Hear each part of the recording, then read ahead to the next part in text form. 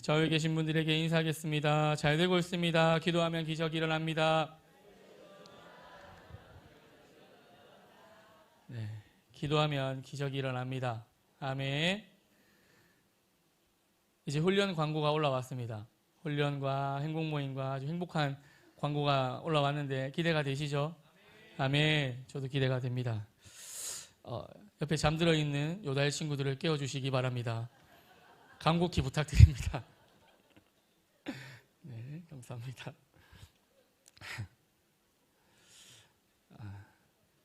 기도하면 됩니다. 아멘. 오늘 본문의 말씀은 9절부터 시작합니다. 15장 1절에서 8절까지의 말씀을 보면 예수님을 포도나무로 비유하시며 말씀하십니다. 말씀하시기를 포도나무에 잘 붙어 있어야 한다 라고 말씀하시고 또 붙어 있어야 함을 강조하며 1절에서 8절까지 말씀하고 계십니다. 예수님께 붙어야 있어야 함을 강조하면서 9절 말씀으로 넘어오는데 9절 말씀부터는 부드럽지만 하나님께 붙어 있어야 함을 더 강조하며 말씀하십니다. 오늘 본문 말씀의 핵심 구절인 9절부터 12절까지의 말씀인데요. 다 같이 한번 읽어보도록 하겠습니다. 9절부터 12절까지의 말씀 다 같이 읽어보겠습니다. 시작. 아버지께서 나를 사랑하신 것 같이 나도 너희를 사랑하였으니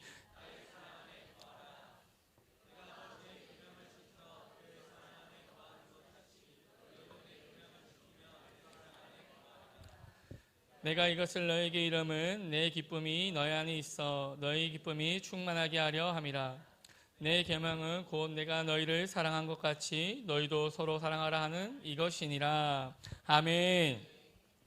9절 이전의 말씀을 보면 예수님께 붙어 있어야 함을 강조하며 이야기했다고 말씀드렸는데 지금은 더 강조하면서 하시는 말씀은 무엇이냐면 예수님 안에 그 사랑 안에 거하라 라고 말씀하고 계신다라는 것입니다.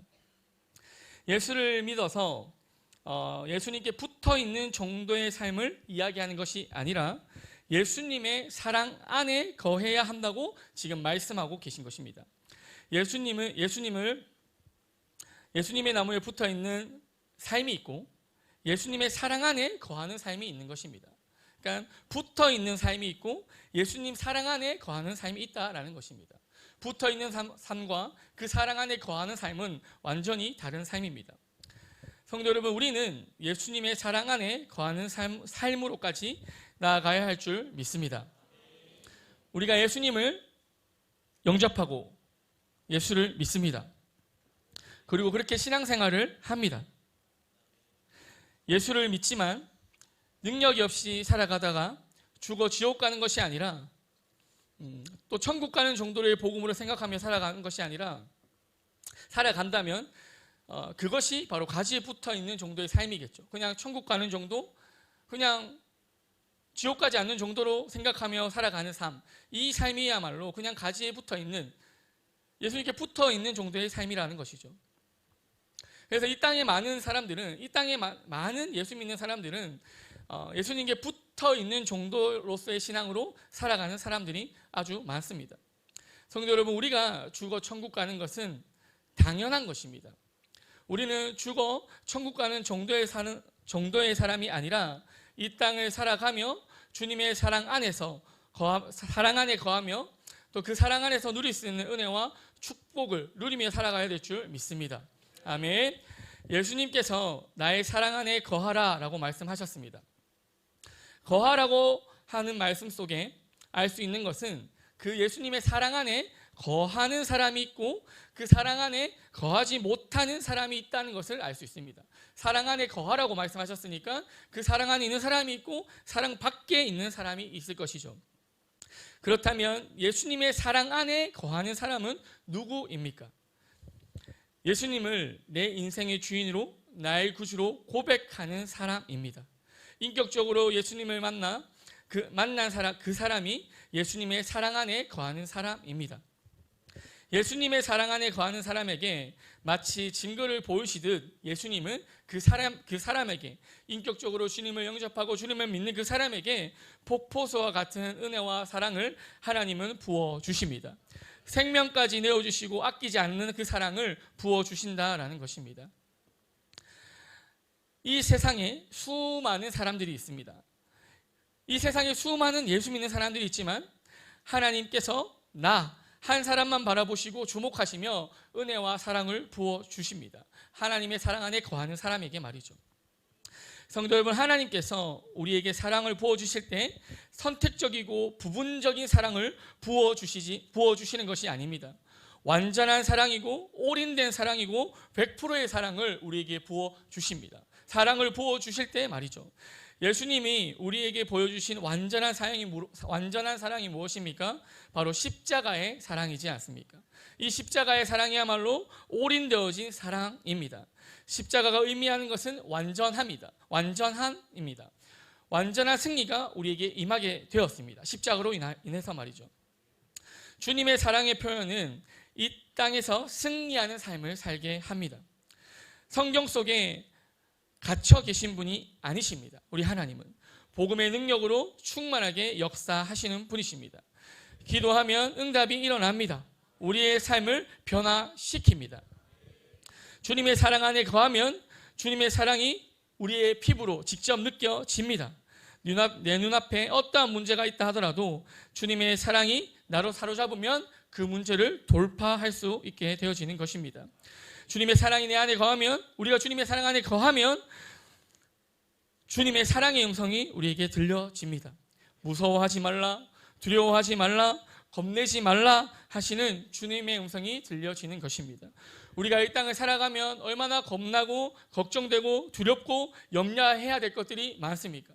그럴 때마다 주의 음성이 들려지는 것입니다. 주의 사랑 안에 거하는 사람은 말이죠. 그리고 우리는 그 주의 사랑을, 주의 음성을 들어야 할 줄 믿습니다. 우리가 무시하여 주님의 음성을 못 들을지라도, 듣지 못할지라도 주님은 지금도 여전히 우리를 사랑한다, 내 안에 거하라, 나와 함께하자라고 말씀하고 계십니다. 지금 이곳에 예배하고 있는 우리들이 주님의 음성을 들은 사람이지 않습니까? 여기서 예배하고 있는 우리 모두가 주님의 음성을 들은 사람들이지 않습니까? 주님의 사랑을 경험한 사람이고 우리가 그 사랑의 증거입니다. 우리는 지난날 주님의 사랑 안에 거한다는 것이 무엇인지도 모르고 살아왔습니다. 사랑받는다는 것이 무엇인지, 사랑이 무엇인지도 모르고 살아온 지난 세월들이 있습니다. 그렇지 않습니까? 예수님 사랑 밖에서 나름대로 살아보려고 애쓰고 몸부림치고 행복한 삶을 꿈꾸며 그려왔었습니다.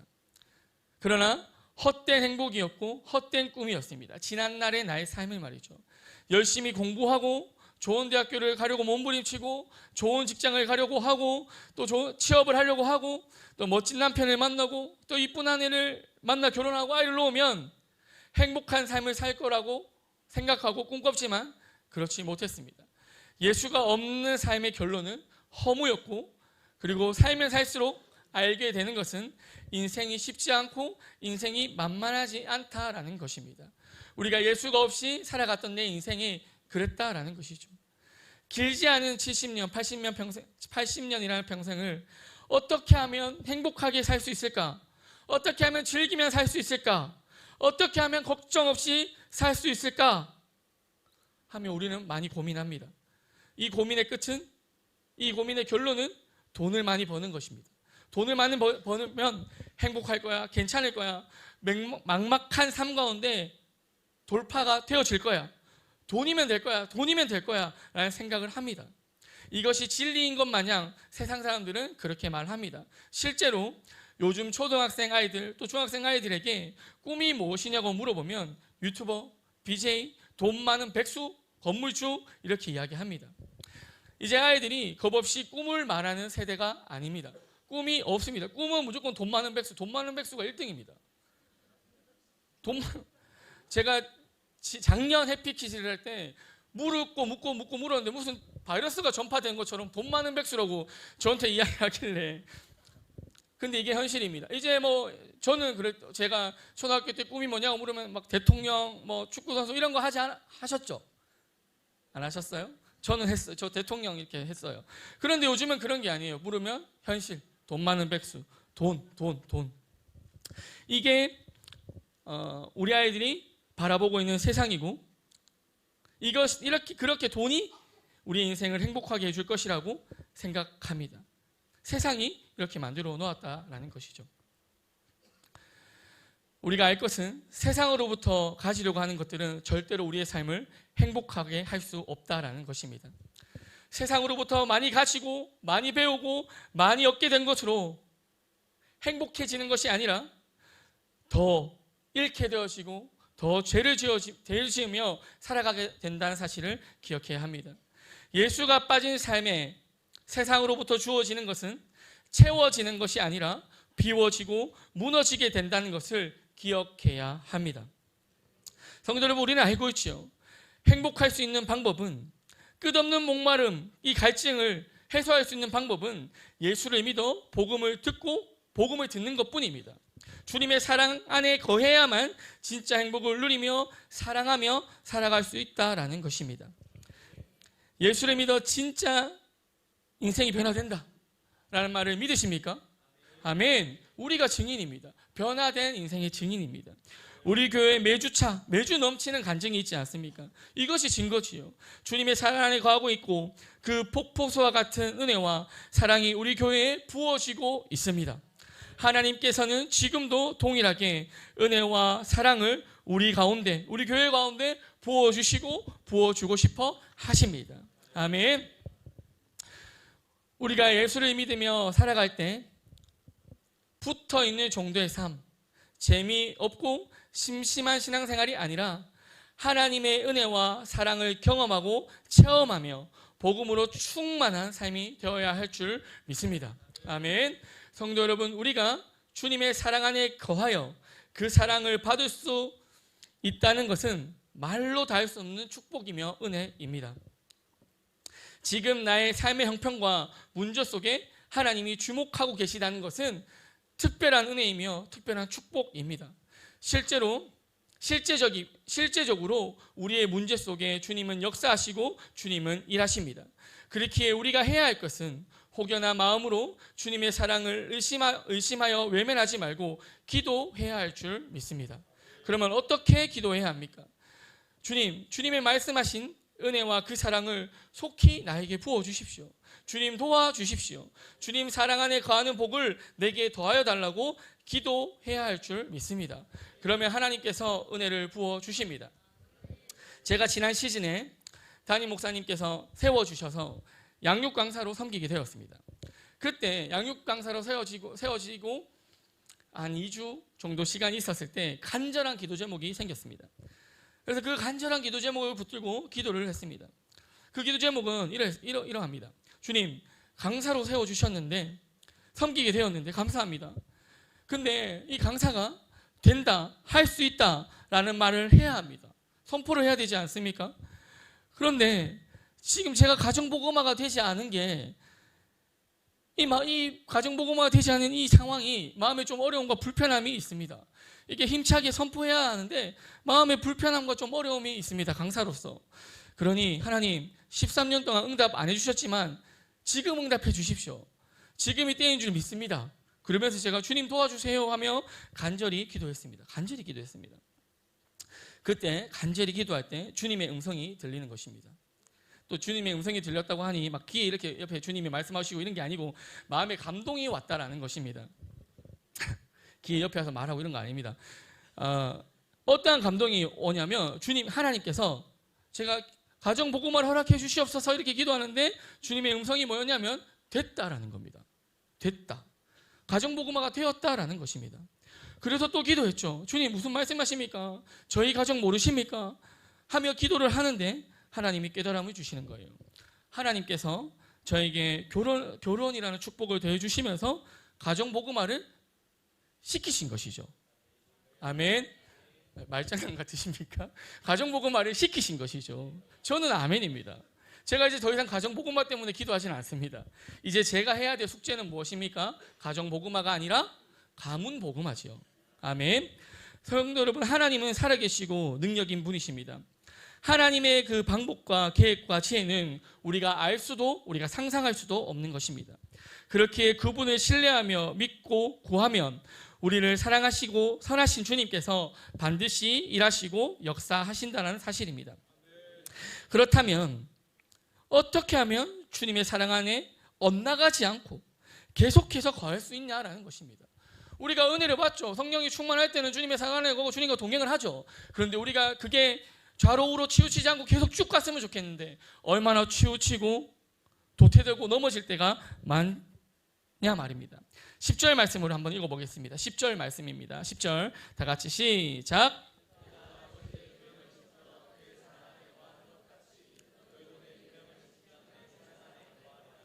아멘.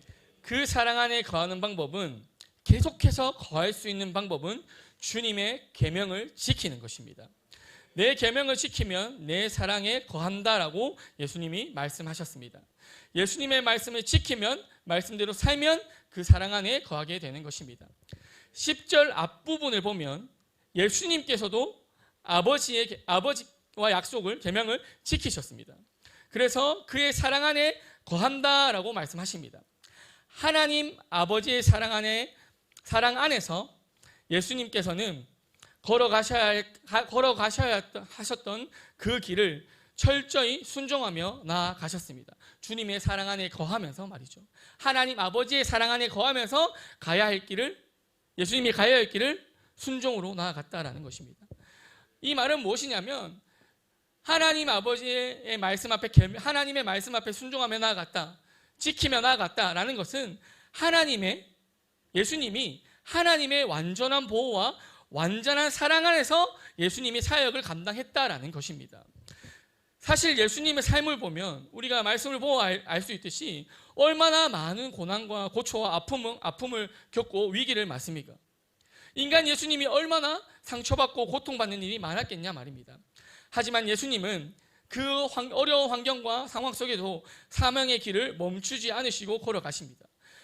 예수님께서 그 사명의 길을 멈추지 않고 걸어가실 수 있었던 방법은, 그 이유는 하나님 아버지의 사랑 안에 거했기 때문에 가능했던 일입니다. 예수님이 사명을 잘 감당할 수 있었던 이유는 하나님의 사랑 안에 거했기 때문인데, 하나님의 사랑 안에 거할 수 있었던 이유는 하나님의 말씀, 하나님의 명령 앞에 순종했기 때문이라는 사실입니다. 순종했기에 걸어가는 그 길을 하나님의 보호하시고 하나님께서 인도하신 것입니다. 성도 여러분, 하나님이 보호하고 싶은 사람이 되어야 합니다. 하나님이 보호하고 싶은 사람이 되어야 한다는 것입니다. 어떠한 사람을 하나님은 보호하고 싶겠습니까? 누구를 보호하고 싶겠습니까? 고난 중에, 문제를 만난 중에 믿음을 지키려고 몸부림치고 비전대로 살아보려고 애쓰는 사람을 하나님이 보호하고 싶지 않겠습니까? 아멘. 하나님께서 우리를 사명자로 부르셨습니다. 부르신 분이 주님이시기에 우리가 이 사명대로 비전대로 살고자 몸부림치고 애쓰며 살아가면 하나님께서 반드시 우리를 보호하시고 하나님의 사랑 안에 거하게 하시며 우리를 인도하십니다. 아멘. 그래서 지금 나의 삶의 형편을 두고 낙심하고 낙담할 필요가 없습니다. 그 속에서 우리가 믿음을 지키고 나아가려고만 하면 하나님의 인도하심을 반드시 받게 됩니다. 보호하심을 반드시 받게 됩니다. 아멘. 저희 집은 제사를 많이 지내던 집입니다. 지금도 많이 지냅니다. 제사를 지내는 것이 저희 집은 사명입니다. 1년에 12번이면 많이 당한 것이죠. 설 명절, 설 추석 빼고 14번입니다. 지금 좀 줄었는데 하여튼 많이 지냅니다. 그래서 우리 교회를 다니고 2년쯤 되었을 때입니다. 그러니까 제가 22살쯤 되었을 때인 것 같네요. 2살인데 추석인데 추석 그 당일 그 차례를 지내는 날이 주일인 거예요. 주일. 그러니까 지금 제 신앙의 수준, 1년, 2년 되어가는 이 신앙의 수준에서는 이 주의를 지키는 것이 쉽지 않은 거예요. 그러니까 거기를 가서 저는 또 장손이거든요. 그러니까 거기 있어야 돼요. 아니 프라이드는 아니고 그냥 그렇다고요. 웃으시길래 거기를 지켜야 돼요. 그런데 일주일 전에 이제 대표 기도를 누가 하는지 알려주지 않습니까? 담임 목사님 저를 대표 기도를 시키신 거예요. 대표 기도를 시키셨어요. 그러니까 이거는 이제 완전히 포기해야 될 상황인데 온갖 생각이 다 드는 거예요. 목사님 나한테 왜 이러시지? 우리 집 분위기 잘 아실 텐데 이게 하나님의 테스트인가? 또 한쪽으로는 교회가 아버지한테 혼나겠지? 때릴까? 맞으면 아프겠지? 다치겠지? 괜찮을까?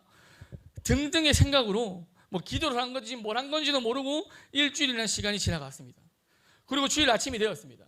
주일 아침이 되었는데 아직 교회의 대표 기도를 못하겠다고 말하지 않았습니다. 그럼 이러지도 못하고 저러지도 못하고 그리고 막 우상 숭배 준비는 한창입니다. 우상 숭배 준비는 한창이고 10시 25분이 되었습니다. 적어도 10시 30분에는 출발해야 하는 상황입니다. 가려면 손에 땀이 나고 발이 떨리고 발에도 땀이 나고 하여튼 난리였습니다. 그리고는 30분이 되었습니다. 30분이 되는 그때 저는 아주 찌질한 선택을 합니다. 15층 정도 되는 높이의 아파트였습니다. 15층 하여튼 높은 아파트였습니다.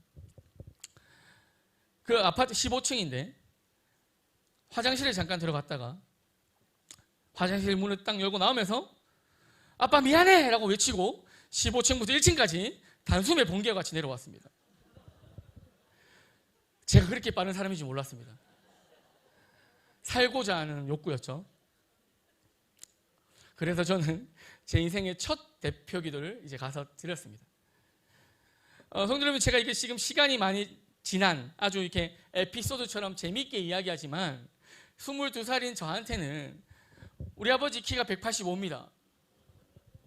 배구 선수입니다. 맞으면 죽습니다. 많이 맞았습니다.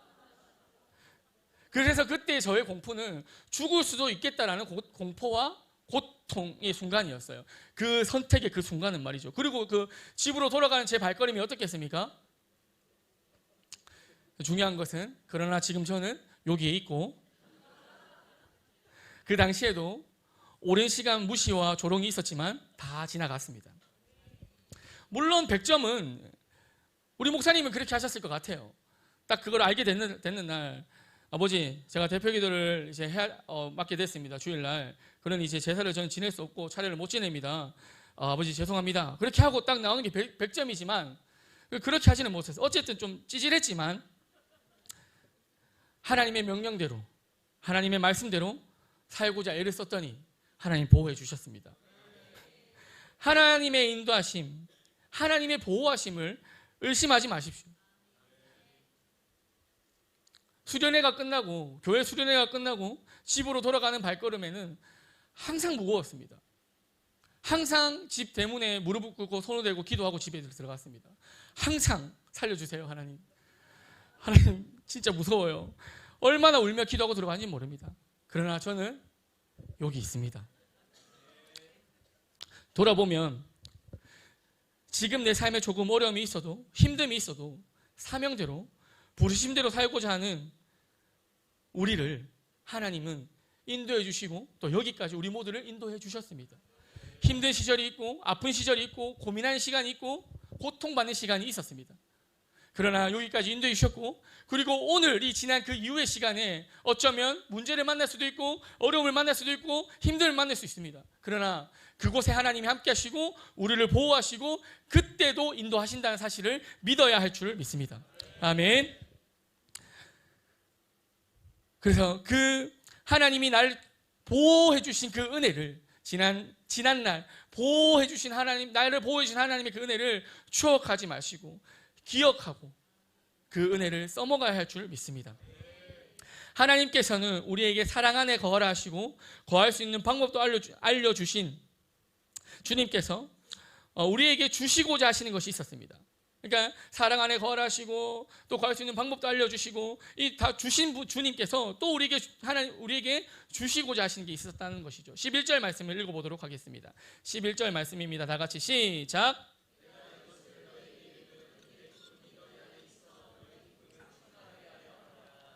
우리가 기쁘라고, 우리가 행복하라고, 우리를 위해서 사랑 안에 거하라고 말씀하시며 또 순종으로 이 복을 누리라고 하나님은 말씀하고 계신 것입니다. 아멘. 우리가 주님 안에 거하라는 것은 다른 것이 아니라 우리가 기쁘라고, 우리는 주님 안에 거해야만, 주님과 함께해야만 기쁠 수 있는 인생입니다. 성도 여러분, 우리가 이 땅을 살면서 가장 기쁠 수 있는 비결은, 가장 행복할 수 있는 방법은, 가장 의미 있고 가장 가치로울 수 있는 삶은 주님의 말씀에 순종하여 주님의 사랑 안에 거하는 삶인 줄 믿습니다. 우리를 창조하신 이가 우리를 가장 기쁠 수 있는 삶으로 인도한다는 사실을 마음으로 믿을 수 있는 은혜가 있기를 기도합니다. 아멘. 그런데 예수님은 12절 말씀을 통해 우리에게 정확하고 분명한 교훈을 주시며 결론 같은 말씀을 해주십니다. 12절 말씀도 한번 읽어보겠습니다. 12절 말씀입니다. 시작. 곧 내가 너희를 사랑한 것 같이 너희도 서로 사랑하라. 아멘. 예수님께서는 계명을 지키라 하셨는데 어떤 계명을 지켜 순종해야 하는지 말씀해 주십니다. 너희가 지켜야 할 계명은, 순종으로 나아가야 할 영역은 너희도 서로 사랑하는 것이다 라고 말씀하십니다. 너희도 서로 사랑하라는 말씀은, 하시는 말씀은 주님의 사랑 안에 거하는 방법이고, 우리가 행복해지는 방법이고, 우리의 기쁨이 충만해지는 결론이 되어지는 말씀인데, 지금 이 말씀을 듣고 있는 대상이 누구냐면, 예수님의 이 말씀, 이 결론과 같은 말씀을 듣고 있는 이 대상이 바로 12제자라는 것입니다. 지금 현재 예수님께서 성경 속 제자에게 서로 사랑하라 하신 말씀은 또 말씀을 보고 듣고 있는 우리를 향한 말씀인 줄로 믿습니다. 우리를 향한 말씀이 맞습니다. 제자들에게 향한 이 말씀이 오늘 우리에게 주시는 말씀인데, 성도 여러분, 하나님의 사랑 안에 거하기 위한다면 우리는 주님의 계명을 지켜야 합니다. 명령을 지켜야 합니다. 하나님이 너희를 서로 하라는 말씀을 지켜야 합니다. 내가 너희를 사랑한 것 같이 너희도 서로 사랑하라 하십니다. 이 명령을 우리는 지켜야 한다는 사실입니다. 이 사랑은 하나님 아버지가 예수님을 사랑한 사랑이며, 그 받은 사랑으로 예수님께서 제자들을 사랑한 사랑입니다. 주님이 보여준 사랑으로 먼저 우리 교회 가족을 사랑해야 할 줄 믿습니다. 하나님께서 말씀하시는 사랑은 인간적인 사랑이 아닙니다. 하나님 아버지가 아들 예수를 사랑한 사랑, 예수님께서 제자들을 죽기까지 사랑했던 그 사랑을 오늘 지금 말씀하고 계신 것입니다. 차원이 다른 사랑입니다. 17절 말씀도 한번 읽어보도록 하겠습니다. 17절 말씀. 내가 이것을 너에게 명함은 너희로 서로 사랑하게 하려 함이라. 쉽지 않은 이 사랑, 이 차원이 다른 사랑을 하나님은 하라고 명령하고 계십니다. 성도 여러분, 사랑하라 하시는 말씀은 선택이 아니고 하나님의 명령입니다. 너희도 서로 사랑하라 하시는 이 말씀은 내가 선택할 수 있는 것이 아니라 하나님의 명령이라는 것입니다. 그렇게 우리가 해야 하는 것은 그 명령 앞에 순종해야 합니다. 하나님은 우리를 잘 아십니다. 우리가 사랑이 안 되는 사람이라는 것을 아십니다. 그리고 사랑이 서툴고 어색한 사람이라는 것도 잘 알고 계십니다. 그래서 우리가 해야 할 것은 사랑하라 명령하신 그 명령 앞에 그냥 순종으로 몸을 옮기는 것입니다. 그러면 몸을 옮기면 사랑 그 자체이신 주님께서 일하시는 것이죠. 나와 성향이 다르고, 나와 살아온 환경이 다르고, 나와 생각이 다르고, 나이도 다르고, 성별도 다르고, 모든 것이 다른 교회 가족을 우리는 사랑해야 합니다. 나의 셀을 사랑해야 합니다. 나의 셀 가족을 사랑해야 합니다. 우리의 공동체를 사랑해야 합니다. 이것은 부탁이 아니고 명령입니다. 아멘. 하나님께서는 제자들을 서로 사랑하게 만드셔야 했기에 명령하셨습니다. 사랑하게 만드셔야 했습니다. 왜냐하면 사랑을 해야만 했는데, 왜냐하면 예수님의 제자들은 세상을 품어야 했기 때문에 그렇습니다. 세상을 사랑해야 했기 때문에, 그래서 먼저 서로 사랑이 되어져야 하는 것입니다. 먼저 우리끼리 사랑이 되어져야 어떻게 합니까? 세상을 품을 수 있게 되어지는 것이죠. 이 제자들은 예수님이 떠난 이후에 세상을 품어야 되는 사람들이었습니다. 마태복음 28장 18절에서 20절 말씀을 감당해야 되는 사람이었다는 것이에요. 그렇기에 먼저 제자들끼리 사랑을 해야 했습니다. 그래서 사랑하라고 명령을 하신 것입니다. 부탁하신 것이 아니라. 성도 여러분, 하나님께서 우리에게 주신 비전이 세상을 사랑하라 하시는 명령과도 같습니다. 우리가 품고 달려가는 2002만 세계 비전, 영혼을 살리는 일이시죠.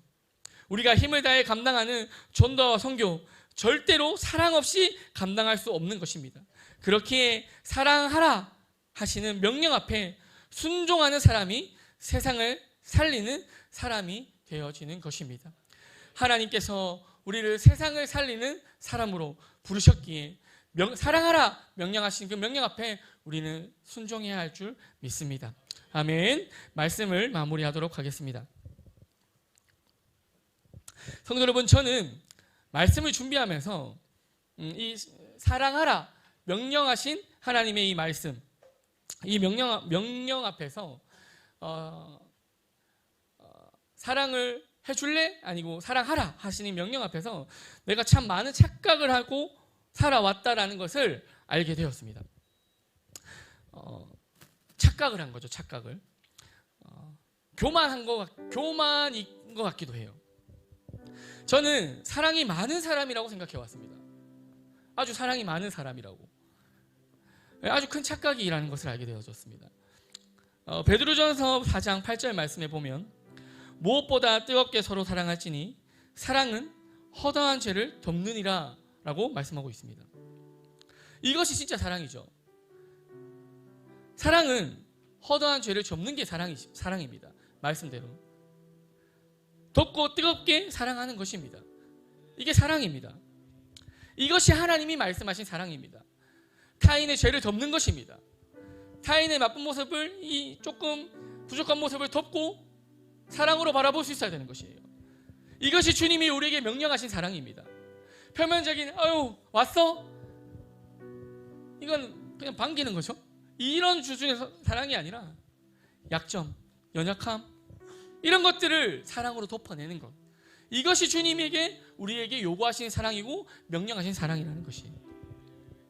그런데 저의 모습을 돌아보니까 마음으로, 생각으로 또는 행동으로 지적하고 판단하고 비난하고 정죄하는 모습이 저에게 가득했다라는 것을 말씀을 준비하며 알게 되었고, 나의 사랑은 나는 사랑이 있어, 난 사랑이 많아 라고 말했던 이 사랑이 거짓이라는 것을 알게 되었습니다. 성도 여러분, 하나님은 너희도 서로 사랑하라고 명령하셨습니다. 너희도 라고 말씀하셨어요. 하나님이 예수님을 사랑하신 사랑, 예수님이 하나님 아버지를 사랑했던 그 사랑이 우리에게 있기를 원합니다. 하나님이 예수님을 사랑한 사랑, 예수님이 하나님을 사랑한 사랑, 그 사랑이 우리 안에 있기를 원하십니다. 하나님께서 우리에게 이 땅에 죽어가는 영혼들을 살리라는 큰 사명을 주셨습니다. 그렇게 먼저 우리는 서로 사랑하라신 명령 앞에 사랑을 결단하며 또 사랑의 은혜를 구하며 나아가야 할 줄 믿습니다. 명령 앞에 순종함으로 계명을 지켜 주님의 사랑 안에 거하여서, 그 사랑 안에 거하여서 거함으로 주님 주시는 복을 누리고, 그 사랑 안에 거함으로 그 사랑으로 모든 사람들의 죄와 모든 사람들의 약점을 덮을 수 있는 우리가 되기를 축복하며 기도합니다. 아멘.